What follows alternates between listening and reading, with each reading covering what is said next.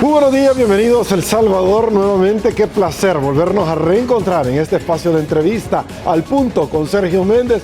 Hoy estaremos conversando con el doctor Eduardo Lobo, analista y miembro del Movimiento Ciudadano Gran Corrupción.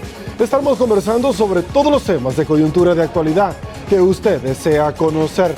Antes, permítame saludar a Mr. Donut, porque mañana tras mañana hace posible el primer segmento de esta su entrevista al punto con Sergio Méndez.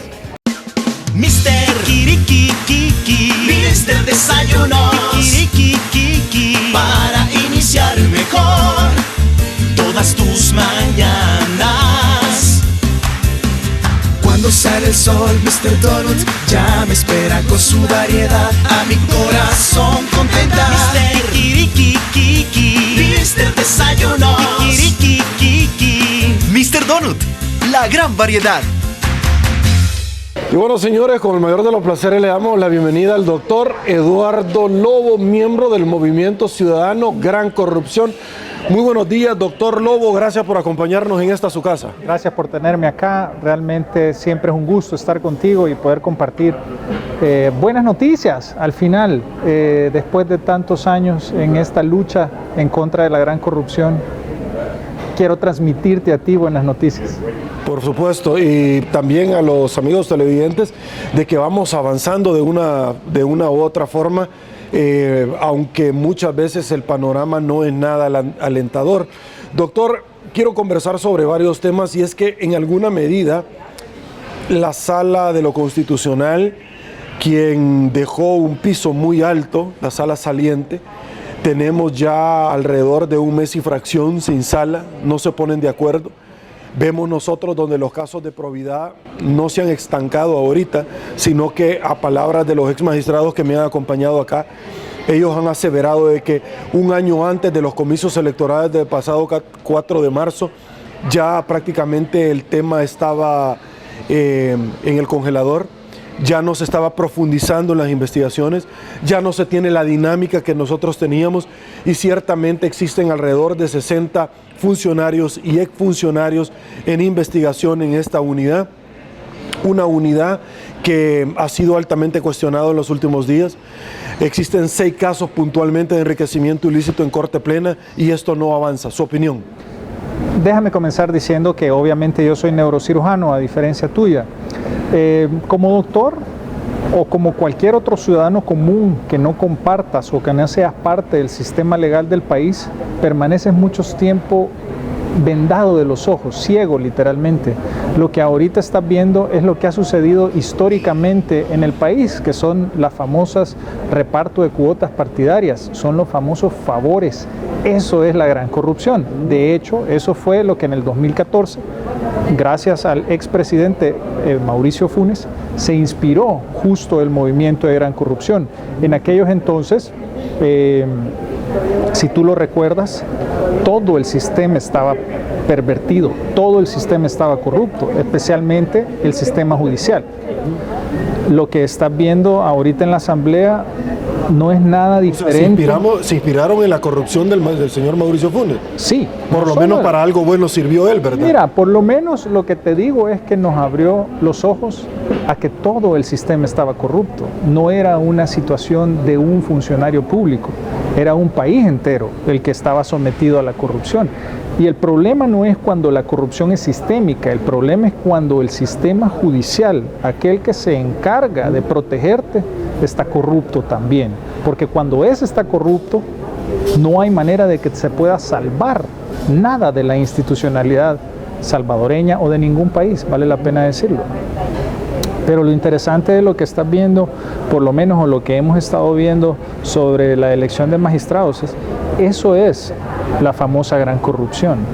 Es justo eso, es cómo utilizas tu poder de influencia para proteger o beneficiar a personas o a grupos.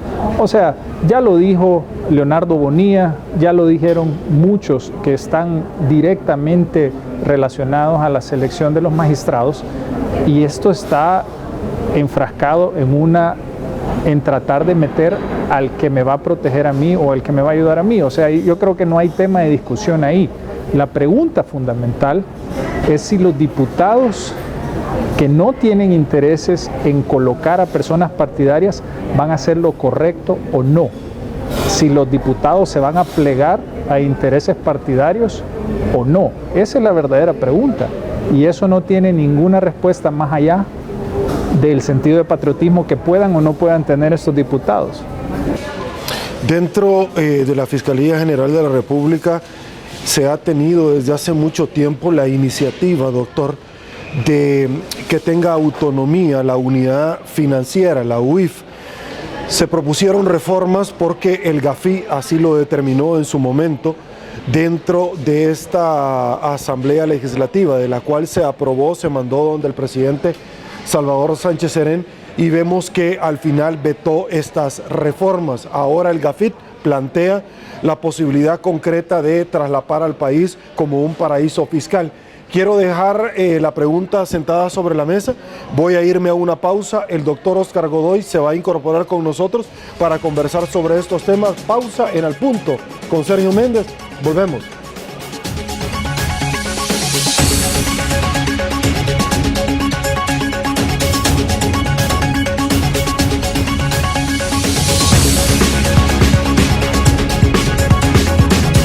Cualquier momento es perfecto para dejarse llevar por una rica tentación.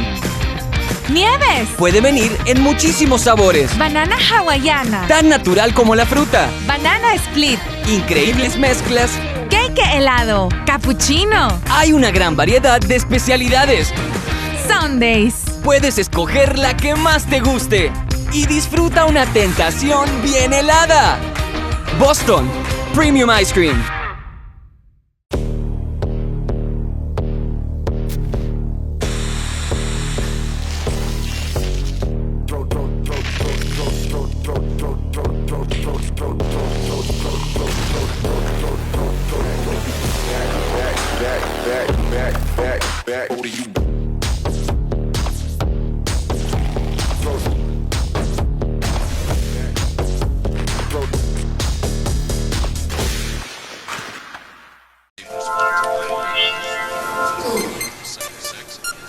Presidente de la República ordena a los diputados que se... Protestas en el centro capitalino causan Sospechas de corrupción implican a alto funcionario de San Salvador. Llegó el periódico digital que no se calla, diario1.com.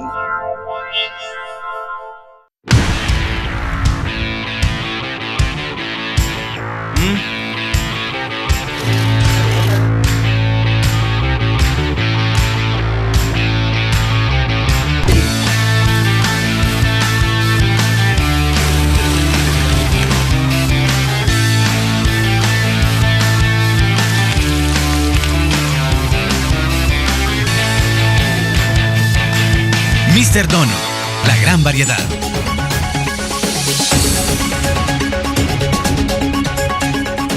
Estamos de regreso, mil gracias El Salvador, y bueno, como ya lo habíamos adelantado, con el mayor de los gustos, le damos la bienvenida al doctor Óscar Godoy, analista político que se incorpora con nosotros. Doctor Godoy, muy buenos días, gracias por acompañarnos. Buenos días, colegas. Caballeros, perdón, antes de irme a una pausa publicitaria ya había planteado el veto del presidente Salvador Sánchez Serén. Yo quiero escuchar las valoraciones de cada uno de ustedes, porque el GAFIT del Caribe, que es diferente a Latinoamérica, ha hecho requisitos en el cual la UIF pueda tener una autonomía. La ha vetado el presidente y el veto lo podrían estar sobrepasando. ¿Cuáles serían las implicaciones de no hacerlo? Bueno, El Salvador caería en una categoría de paraíso fiscal. No nos podrían compartir información como de Odebrecht de Brasil hacia El Salvador y viceversa, pero adicionalmente los empréstitos serían más caros, porque obviamente hay una consecuencia y una sanción donde El Salvador estaría dando muestras que no quiere combatir la impunidad, la corrupción y particularmente el delito de lavado de dinero.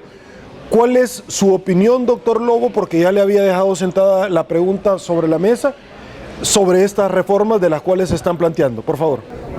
En esencia yo creo que es un poco más de lo mismo, es el sistema tratando de protegerse.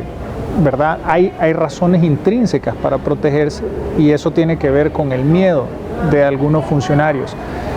Al fin y al cabo, hacer lo correcto y hacer lo que es transparente es lo que más está costando en estos momentos de transición. Y te digo transición porque el país está viviendo momentos históricos, sociológicos, de efectivamente una transición en los esquemas mentales de la ciudadanía y inclusive de los mismos funcionarios y de su actuar y cómo visualizan el poder tradicional y cómo ese poder está migrando.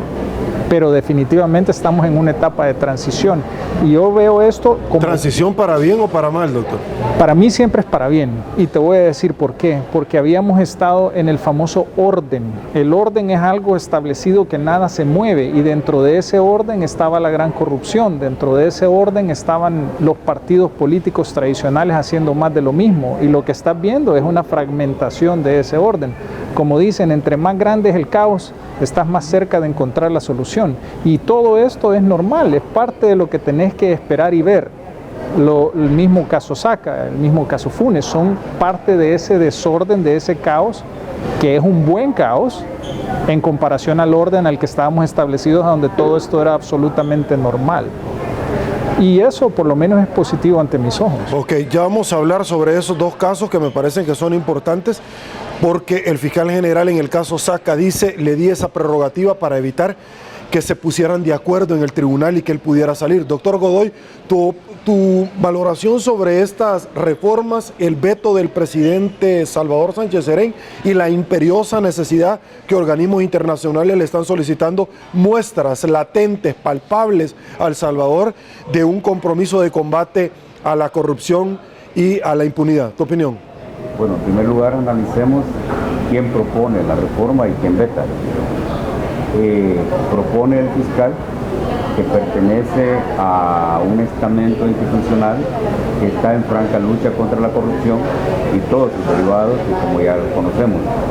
Por el otro lado, quien veta es el presidente de la República, un cuadro orgánico del FMLN, una estructura que a estas alturas ha hecho una acumulación de capital grande a través de la corrupción, una estructura vinculada, por ejemplo, al historial directo de Mauricio Funes, quien saquea el Estado con más de 350 millones. Lógico es que el presidente de la República vete la reforma. Uno no podía esperar lo contrario. Lógico es que el fiscal hiciera esa reforma. Lo que vamos a ver es si la Asamblea Legislativa tiene la capacidad, el compromiso y la honestidad de responder a ese veto de acuerdo a los procedimientos y a las prerrogativas que la misma debe dar. Pero como bien dice mi colega acá, el doctor Lobo, las mismas instituciones, los mismos grupos políticos, los mismos cuadros orgánicos están cobijándose, protegiéndose, están haciendo un cálculo, una medición de que esa lucha frontal que había dado la Fiscalía, la Sala de lo Constitucional, el Instituto de Acceso a la Información, la Oficina de Probidad, podía estar llegando a un techo. Y ese es un temor mío, ¿verdad? Y aquí nos diferenciamos con el doctor. Él está optimista de que estamos en una transición. Yo estoy preocupado de que podemos haber llegado a un techo y que lo que viene podría ser la lucha de las fuerzas políticas para poner un fiscal más dócil, un fiscal más adecuado a sus intereses. Yo tengo mis sospechas de que la Sala de lo Constitucional que se elija en los próximos días no esté a la altura de la que teníamos. Tengo miedo de que los cuadros orgánicos de los partidos puedan confabular, organizar un poder suficiente para detener esa lucha. ¿Qué nos queda entonces? La esperanza. ¿Cuál esperanza?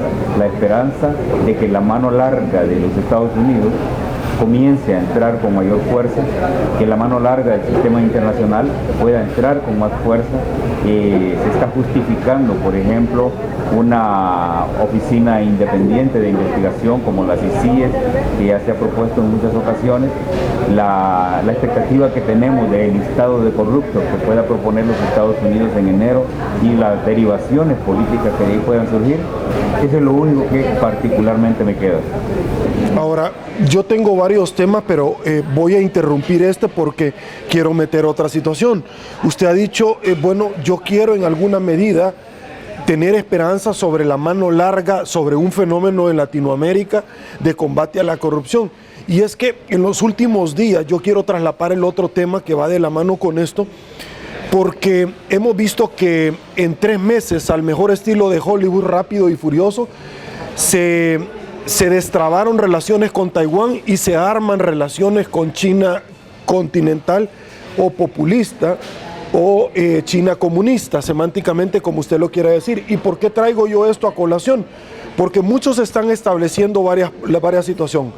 En geopolítica, la primera situación es que China quiere estar muy cerca para demostrarle a Estados Unidos el poderío que tiene. Número 2, el hecho de que llegue Taiwán y que le diga, nosotros no le llegamos al precio del requerimiento millonario que el frente quería, porque nosotros no lo vamos a acompañar. Sí, pero en el pasado Taiwán sí acompañó a Arena con fondos de Taiwán, pero en el pasado reciente sí que acompañó a Mauricio Funes con fondos de Taiwán en el programa Conversando con el Presidente, que sirvió eminentemente como una plataforma electoral para arremeter contra todo el que le ponía enfrente, particularmente contra Paco Flores y compañía. Entonces, como que Taiwán no canta muy mal las mañanitas, pero vemos donde China comunista ahora sí va a soltar una plata impresionante de dinero para apoyar una campaña. La pregunta es, ¿realmente la mano extendida de Estados Unidos nos va a ayudar o la mano invisible de China comunista ya está teniendo una hegemonía en este país que para efectos prácticos es corrupción? Solo déjame irme un poco atrás en relación a lo que menciona el colega, y esto es, primero remontémonos en la elección de los ex magistrados. En la elección de los ex magistrados de la Sala de lo Constitucional, que salió, tú lo que tuviste ahí fue un reparto partidario de puestos, ¿cierto? No es nada parecido lo que fue en comparación a esta, aunque no los hayamos elegido.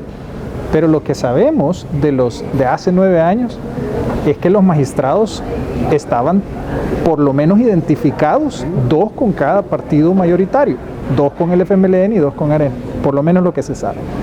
La elección del mismo fiscal, si tú recuerdas, en esa oportunidad hubo un diputado que se opuso, que fue el exdiputado Johnny Wright, y dijo que él no estaba de acuerdo de la manera que se había elegido el fiscal. En una conversación con uno de los diputados en la elección. Sí, más el procedimiento, pero no por la persona, dijo él. Fíjate una cosa. Yo me recuerdo. Yo estaba en la Asamblea Legislativa uno de los días que se iba a elegir.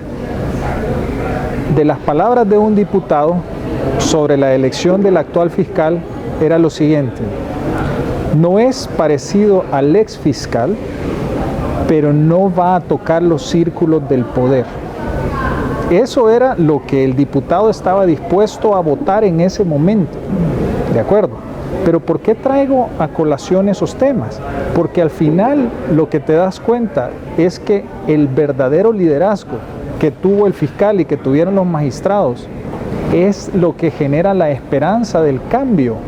Más allá si tú te identificas a un partido político o no, es si vas a hacer lo correcto independientemente de que te identifiques como un partido político o no. Y eso es lo que ellos claramente demostraron. Y cuando analizas todo eso, lo que te das cuenta es que al final hay oportunidades. Y hay oportunidades de hacer lo correcto o no. Y eso depende de muchas cosas, pero dentro de algunas de esas está la presión ciudadana y la presión de tu misma familia por hacer lo correcto o no sobre el país. Y ahí radica realmente por lo menos la parte de mi esperanza. Cuando ves a las personas que ahora estamos por lo menos agradeciéndole la poca institucionalidad del país que tenemos, cuando ves cómo fueron escogidos, pues realmente también hay dudas desde aquellos entonces. Pero ¿no cree usted, doctor, sobre ese punto, antes de pasar al otro que lo estoy traslapando, no cree que además de que fue una grata sorpresa, los políticos nunca se esperaron esto porque obviamente siempre habían tenido el control y de pronto ahí se metieron personas como los ex magistrados de la Sala de lo Constitucional, como miembros del Instituto de Acceso a la Información Pública, que ha bajado completamente de perfil este instituto a lo que hicieron anteriormente, y yo ahí sí acompaño al doctor Godoy en su análisis, el fiscal general de la República, etcétera. ¿No le parece que de pronto ha sido una grata sorpresa porque los políticos se confiaron y no quieren volver a cometer el mismo error? Es que justo a eso me refiero, que esas gratas sorpresas no las puedes controlar. Puedes tratar de controlarlas, puedes tratar de inducirlas colocando un perfil u otro, pero al final la experiencia te demuestra que no las puedes controlar, por lo menos completamente. Entonces la pregunta es, ¿cómo hacemos como sociedad civil para darle la vuelta y que estas sorpresas ya no sean sorpresas, sino que sea lo habitual? Y vale la pena mencionar, los diputados que están en la Asamblea Legislativa hoy por hoy eligiendo, muchos de ellos piensan igual que nosotros, quieren hacer lo correcto. La pregunta es si van a tener el liderazgo y la voluntad para hacer lo correcto. Esa es la pregunta. ¿Cómo se maneja eso cuando hay partidos o miembros de partidos políticos que quieren hacer lo correcto, pero parece que tienen a Alibaba y los 40 ladrones de compañeros a la par en el mismo partido, que se quieren limpiar, que no quieren que los investiguen, que los juicios de enriquecimiento ilícito no avancen? ¿Qué se hace? Franca oposición y la transparencia, y te voy a decir, porque estoy seguro que todos tenemos nuestra información, pero los que están trabando la elección de los magistrados son una cúpula de 4 o 5 personas en todos los partidos políticos, ¿verdad? Entonces, ¿cómo hace la mayoría para vencer a la minoría? Y al fin y al cabo esa es la lucha que se tiene que llevar a cabo. ¿No basta el voto por rostro? En cuanto a la elección, a exigirle e identificar por quiénes supuesto, son estos. es que eso es lo correcto, quiénes son los perfiles más adecuados, y tendrías que elegir los más. Aguánteme un ratito, doctor. La pregunta de China-Taiwán te la planteo porque la estoy traslapando con el tema que estamos desarrollando. Por favor. Okay. Ahí hay varias cosas que considerar. En primer lugar, hay que revisar si El Salvador estableció relaciones con China o China ha abierto relaciones con El Salvador. Son dos cosas diferentes. Yo más creo que China abriendo relaciones con El Salvador en un momento apropiado para China, no para El Salvador, donde China está en un juego estratégico a nivel mundial para sacar a Taiwán de todos los espacios y de todos los escenarios políticos donde tenga algún virtual o concreto reconocimiento diplomático. Cuando hay un cambio de gobierno en Taiwán y aparece un régimen un tanto más fuerte, más anclado al interés nacional de Taiwán, China arrecia la ofensiva diplomática en el mundo. Y la arrecia de manera tan intensiva que es capaz de doblar la mano de aquellos que han tenido relaciones con Taiwán.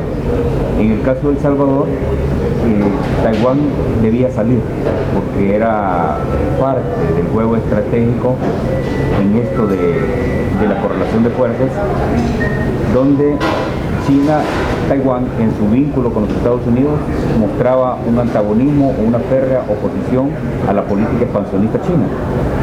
Entonces había que apartarlo a todo costo. El FMLN entiende esa jugada.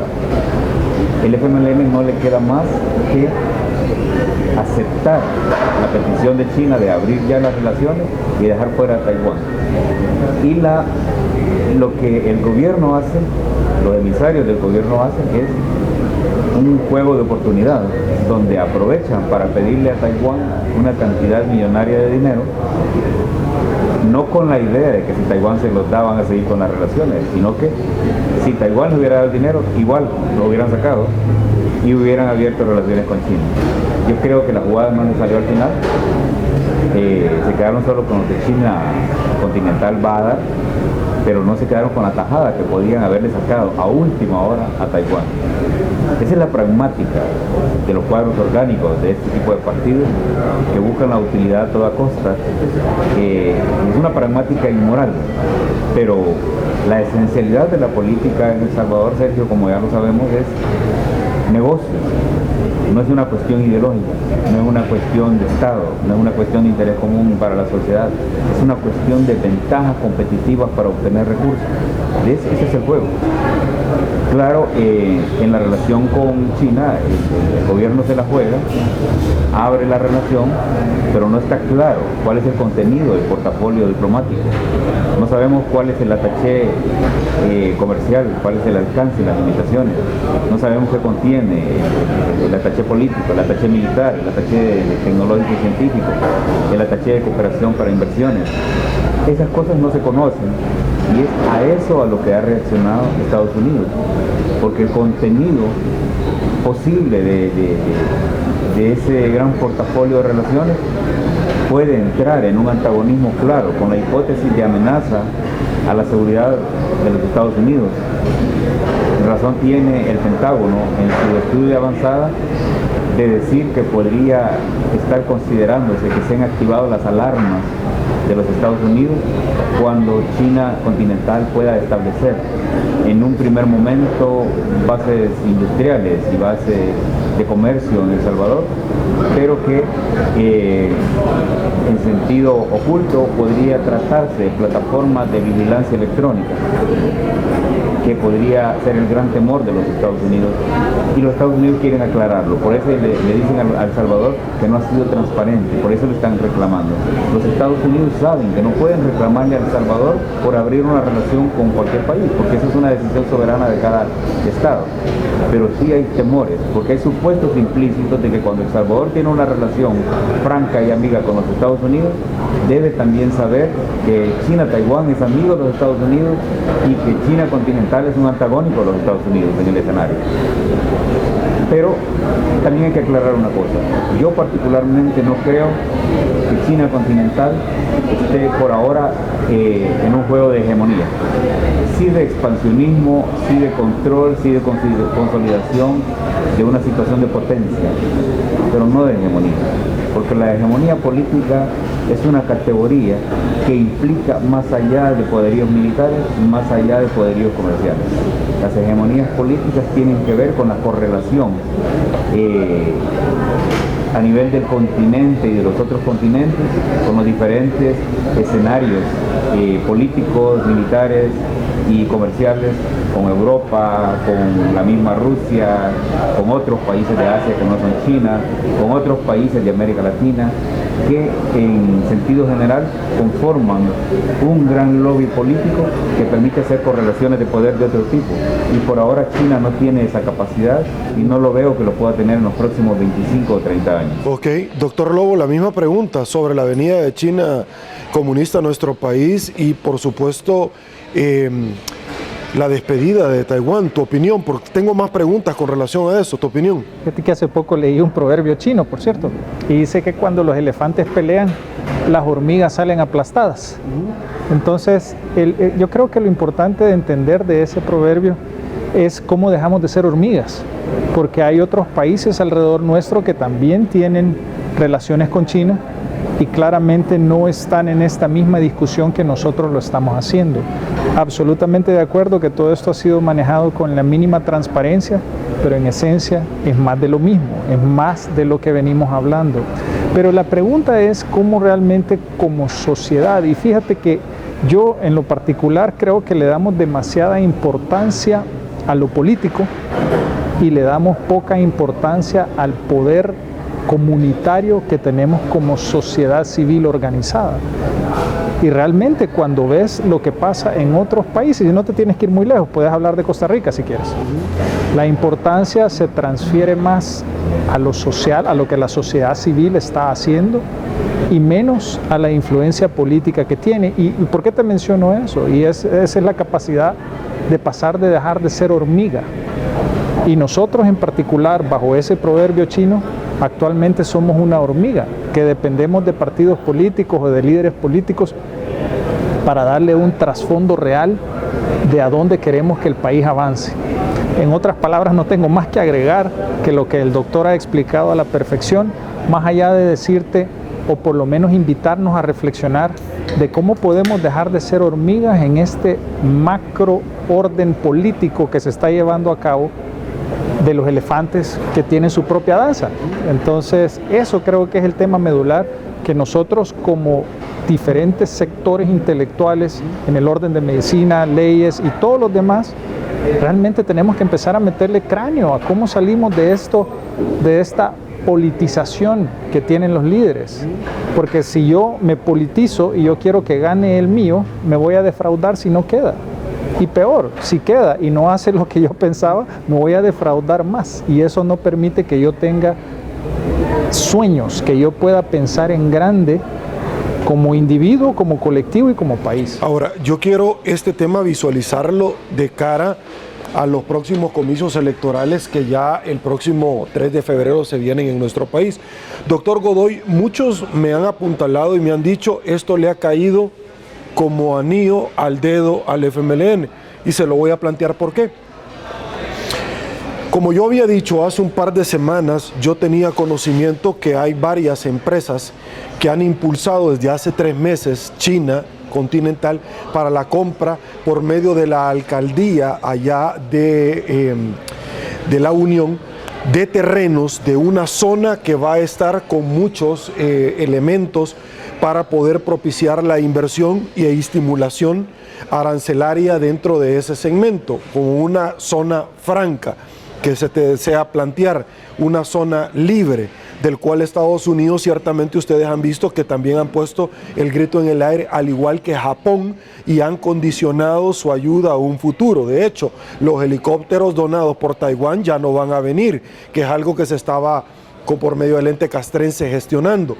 Pero si nosotros planteamos esto, doctores, sobre el ámbito electoral, vemos que el desarrollo de la Unión mediante un megatec donde Estados Unidos iba a desarrollar el segundo compacto de la MCC, iba, tiempo pasado, verbo ya no, como lo ha dicho el ente bicameral y el presidente Trump también lo ha acompañado.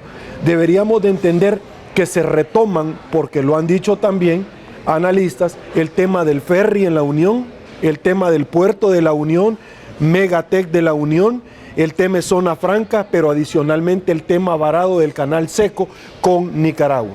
Si esto es cierto, el polo de desarrollo que se va a tener cuando la Unión, San Miguel y Usulután determinan el 33% del padrón electoral bajo una suma millonaria por parte del FMLN en temas electorales, doctor Godoy, arranco con usted. ¿Qué impacto podría tener esto en las próximas elecciones? Por favor. Yo creo que el FMLN ha hecho una buena negociación electoral al vincularse con China, porque le permite acceso a recursos abundantes e inmediatos en una coyuntura donde el FMLN ha pasado tristemente a constituirse una tercera fuerza y perdiendo fuerza.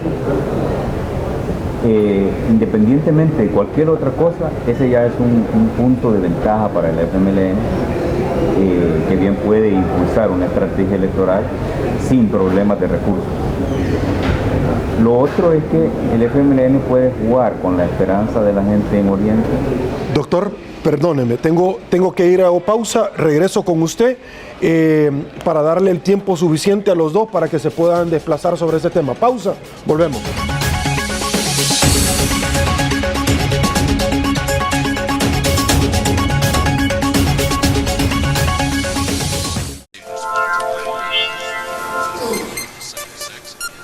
Presidente de la República ordena a los diputados que se...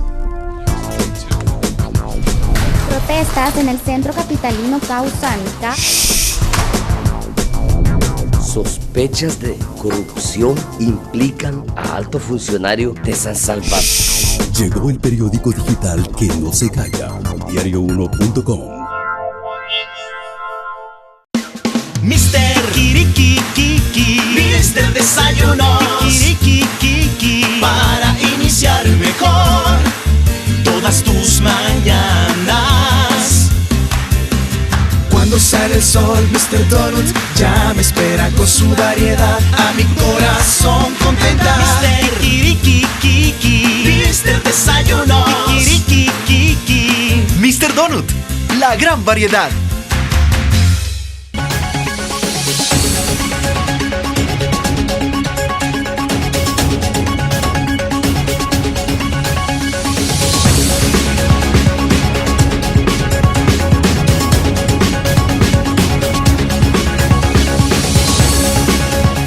Estamos de regreso, mil gracias. El Salvador, doctor Godoy, por favor, seguimos con su... Que el FMLN en un primer momento ha hecho una buena jugada al lograr acceso a recursos de China continental para financiar su campaña, porque el FMLN está en una coyuntura difícil, ¿verdad? Está ya posicionado como una débil tercera fuerza y una reconstrucción rápida del partido implica una inyección grande de recursos y esa era una dificultad que por el momento creo que está superada.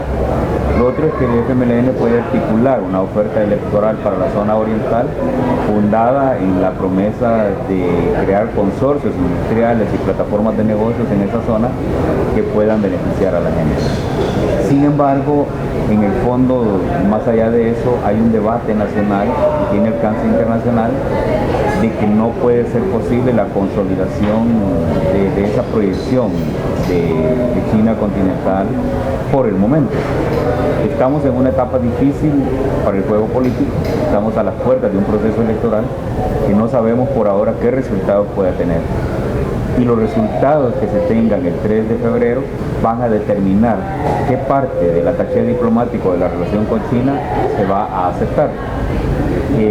Si el FMLN ganara las elecciones, lo cual yo veo a estas alturas muy remoto, sí podríamos considerar que se consolidan esos proyectos a los que se ha referido.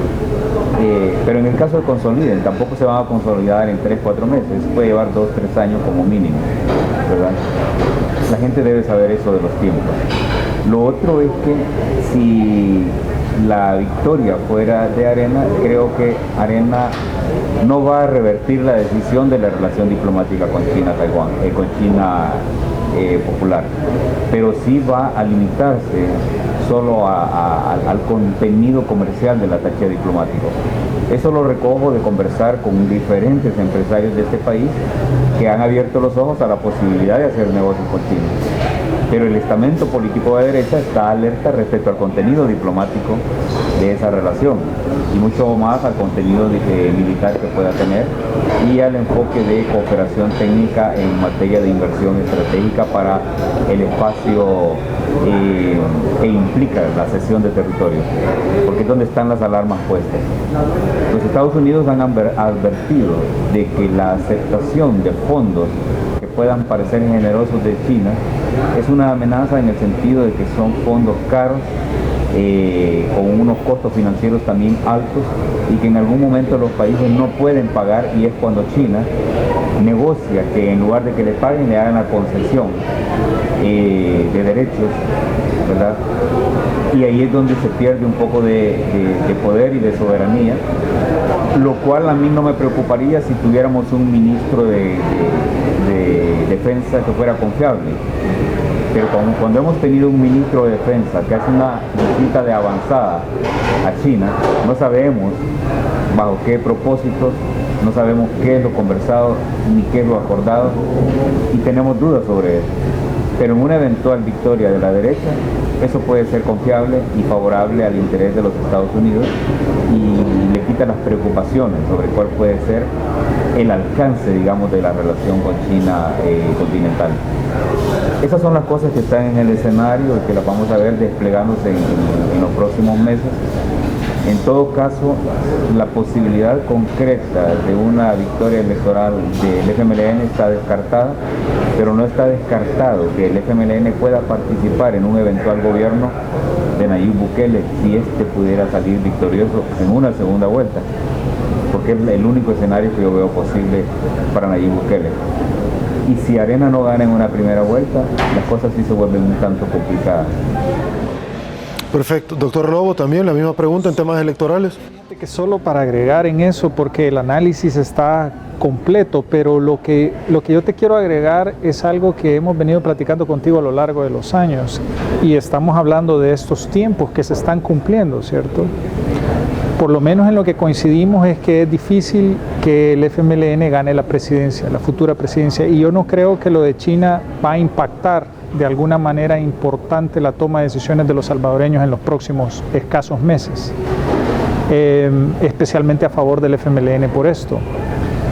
Pero a donde te quiero llevar es que por más de casi 80, 90 años, vas a tener algo a nivel social que significa probablemente el fin de las derechas o izquierdas.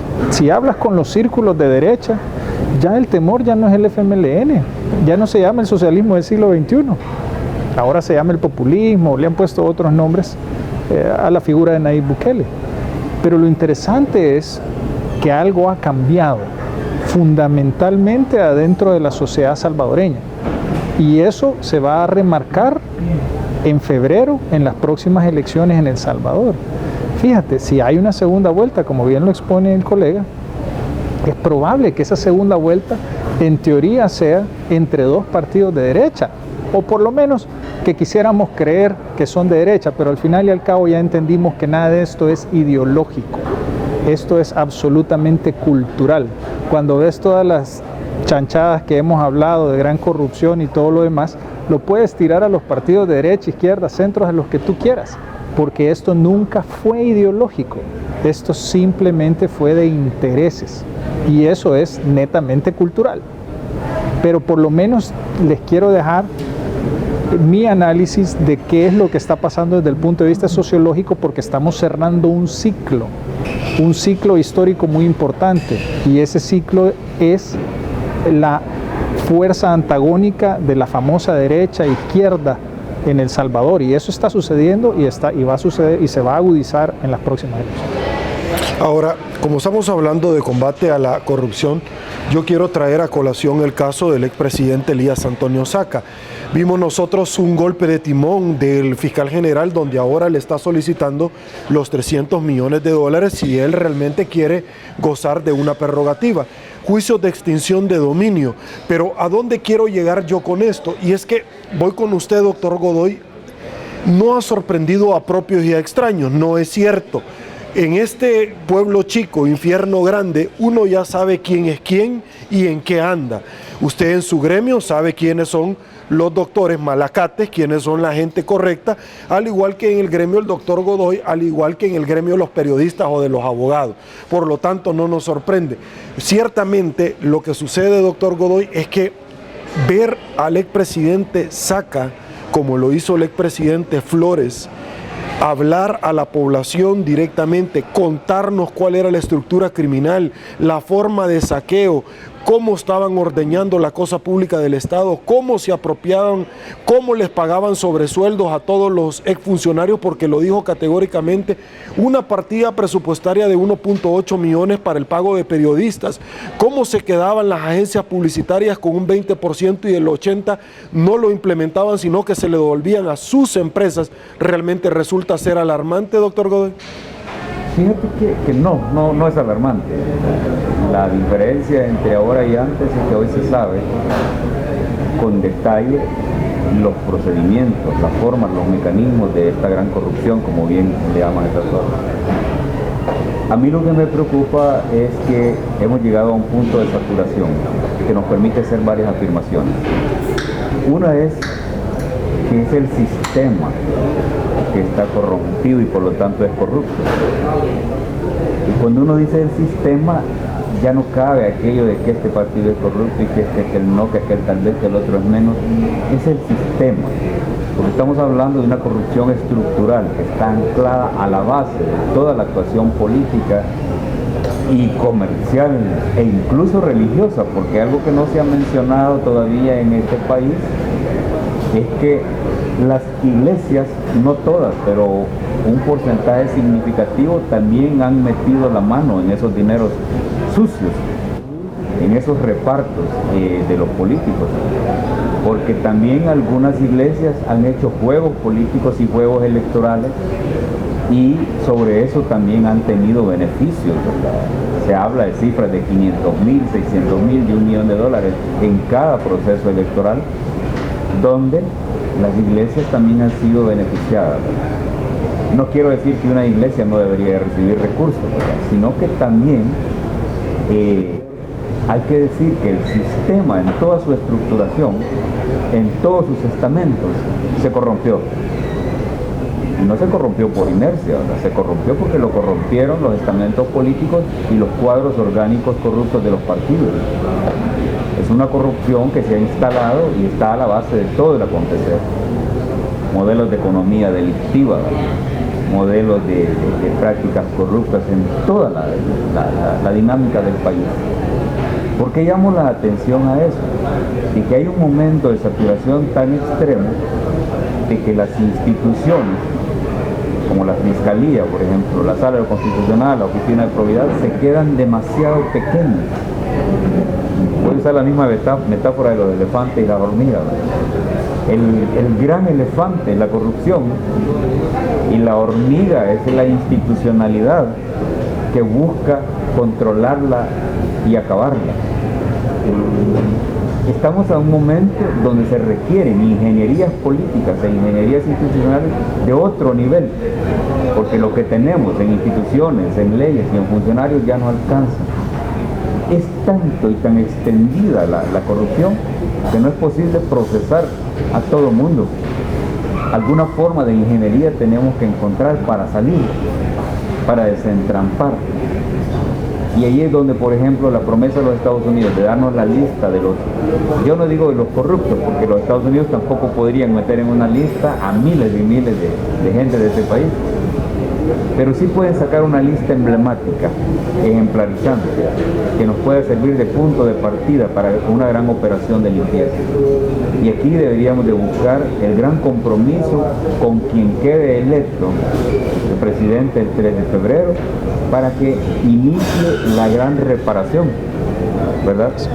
La gran reestructuración, que permita, por ejemplo, que a la corrupción tal como la conocemos ahora, esa corrupción, la de los 15 millones de Taiwán, los 351 millones de Mauricio Funes, los 300 millones de Antonio Saca, que ya no sean llamada corrupción, sino que sea llamado crimen, que sea llamada violencia, quizá gran violencia o que pueda estar en la cúspide de la pirámide de la tipificación del crimen, para que las instituciones puedan aplicar castigos, censuras y sanciones al mismo nivel de cualquier criminal. Porque no es posible que Juan Pérez, que se robó 3 gallinas y una caja de huevos, pase 10 años en la cárcel, y que quien se roba de un plumazo $2 millones termina festejando la resolución de un juez. Esa es la vulgaridad en que hemos caído en este país.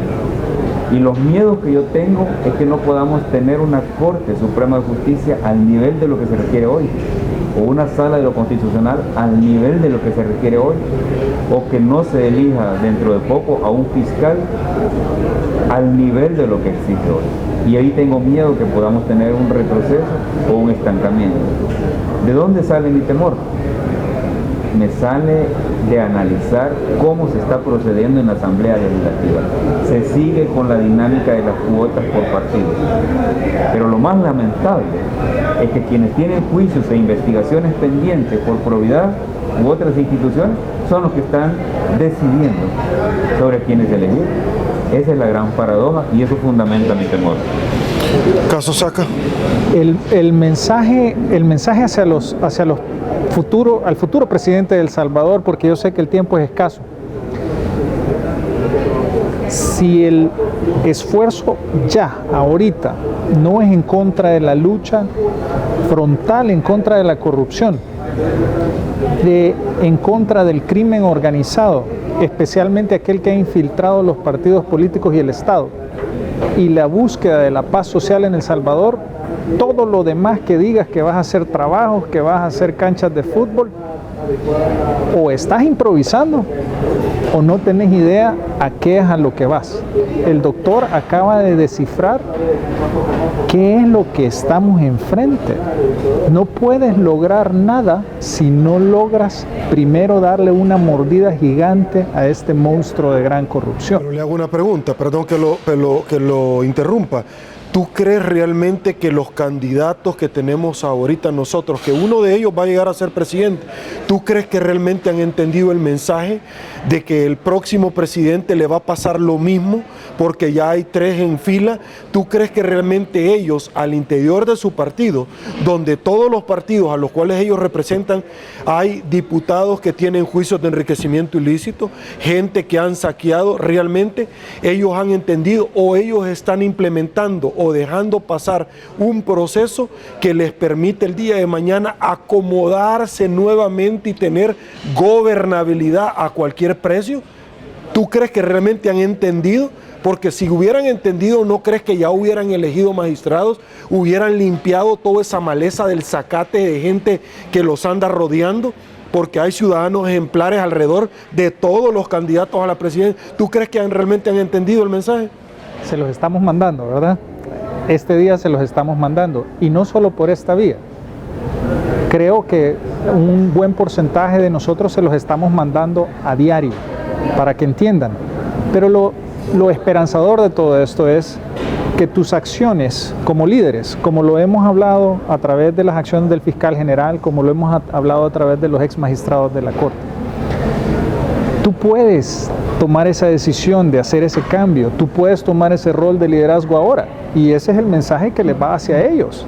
Tomen su rol de liderazgo ahora, no el que va a perder las elecciones en febrero o en las próximas elecciones, o el que las va a ganar. La decisión de transformar de raíz este problema es ahora, no es en el 2019. Y ese mensaje, créeme que se le ha llegado por diferentes vías a ellos. Si ellos no lo entienden, como sociedad tenemos la responsabilidad de hacer que ellos entiendan ese mensaje, el mismo mensaje que estamos hablando. Porque si no logras resolver eso, todo lo demás que vas a invertir en educación, que vas a generar trabajo, es paja, es simple paja, estás improvisando. Entonces, ahora es cuando tienes que entender realmente cómo se ve este monstruo, cómo se le ve los pies y las cabezas y a dónde tiene los dientes, porque te va a morder.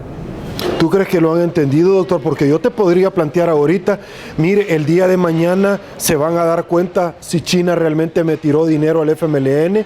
De pronto, señores, el candidato de Arena, yo no van a ver en mi gobierno sobresueldos, pero toda la gente que lo anda rodeando recibió sobresueldos. ¿Cómo se come eso? Del otro lado tenés al señor Bukele, yo voy a traer a la CICIG, pero él tiene como 4 expedientes abiertos.